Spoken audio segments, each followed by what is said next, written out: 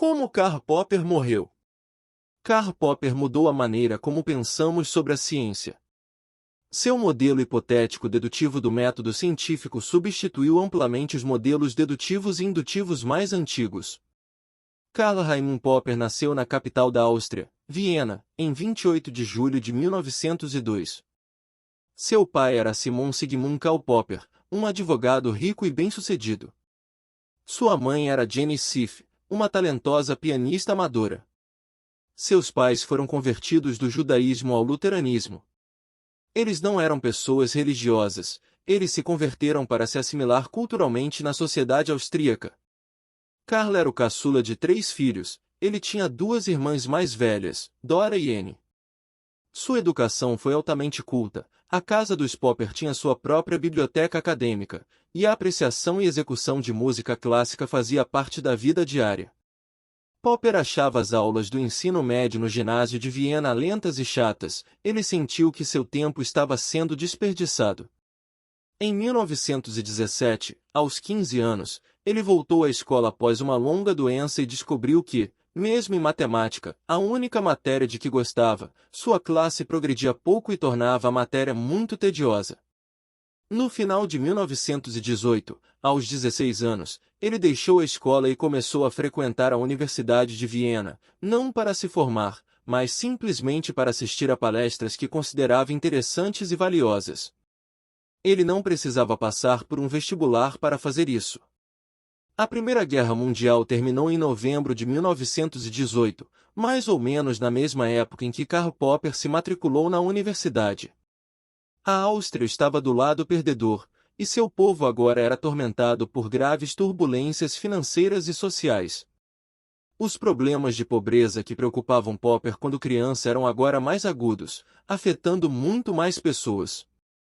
Popper tornou-se marxista, e no início de 1919, aos 17 anos, tornou-se comunista.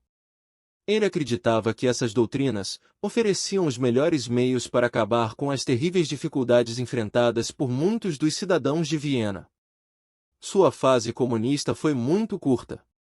Popper logo concluiu que os comunistas, com sua crença na violência revolucionária, não se importavam com a morte das pessoas, eles exploravam os trabalhadores cinicamente, usando-os como peões em um jogo de poder.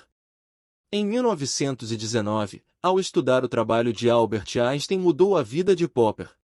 O que realmente impressionou Popper foi o fato de Einstein ter expressado a disposição de descartar sua teoria se ela falhasse em certos testes críticos. Popper comparou a visão de Einstein, que estava disposto a estabelecer critérios objetivos para determinar se sua teoria estava errada, com a visão de seus amigos marxistas. Popper acreditava que falhas significativas nas teorias históricas e econômicas de Marx haviam sido demonstradas repetidamente, mas os seguidores de Marx pareciam se apegar a elas dogmaticamente ou juntar novas interpretações. O contraste entre Einstein e Marx foi um passo crucial no desenvolvimento intelectual de Popper. De qualquer forma, ele decidiu que não se tornaria um político partidário. No inverno de 1919, ele saiu de casa, tentando não ser um fardo para seus pais, que haviam perdido a maior parte de suas economias após a derrota da Áustria na Primeira Guerra Mundial. Em 1925, um novo instituto de educação abriu em Viena, o Instituto de Pedagogia. O governo da Áustria queria reformar o sistema educacional do país, e vários assistentes sociais, incluindo Popper, foram enviados ao novo instituto para aprender sobre as teorias da educação e da psicologia. Logo, Popper começou a ensinar lá não oficialmente, ajudando seus colegas a se prepararem para os exames. Popper pensou profundamente sobre conhecimento, educação e psicologia, tornando-se cada vez mais desconfiado das teorias psicológicas. Em 1928, aos 26 anos, ele recebeu o título de PhD por uma tese intitulada sobre o problema do método na psicologia do pensamento. Enquanto trabalhava como professor do ensino médio, Popper voltou a uma questão que o obcecou desde sua comparação entre Einstein e o marxismo em 1919. Essa era a questão da demarcação, os fatores que separam a ciência da pseudociência. A essa altura, ele havia acrescentado as ideias psiquiátricas de Freud e Jung e as teorias políticas e econômicas de Marx como exemplos de pseudociência.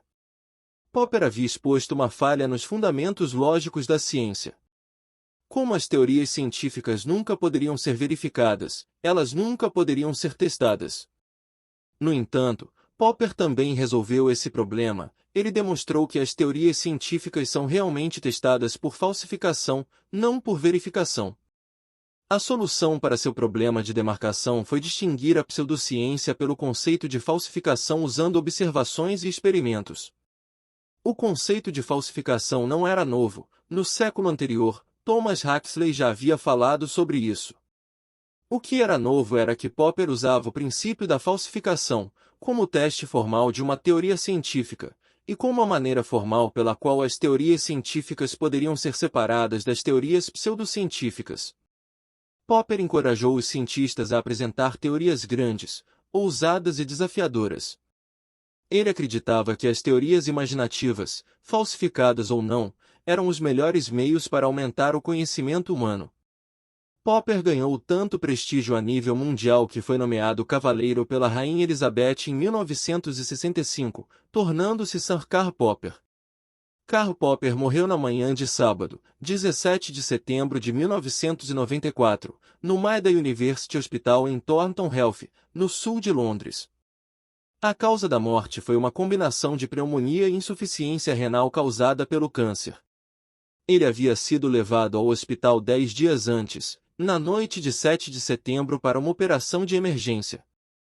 A cirurgia foi bem sucedida, mas revelou um tumor carcinoide no intestino delgado, que se espalhou amplamente na cavidade abdominal. Ele morava sozinho desde 1986, após a morte de sua esposa Josephine Anna Eninger.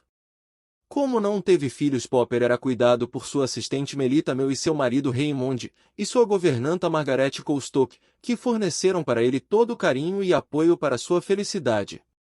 Nos últimos anos ele conseguiu viver uma vida da mais admirável independência apesar da sua idade avançada. Ele tinha 92 anos no dia de sua morte. E foi assim que Karl Popper morreu. Se você gostou, deixe seu comentário e inscreva-se no canal. Até o próximo vídeo.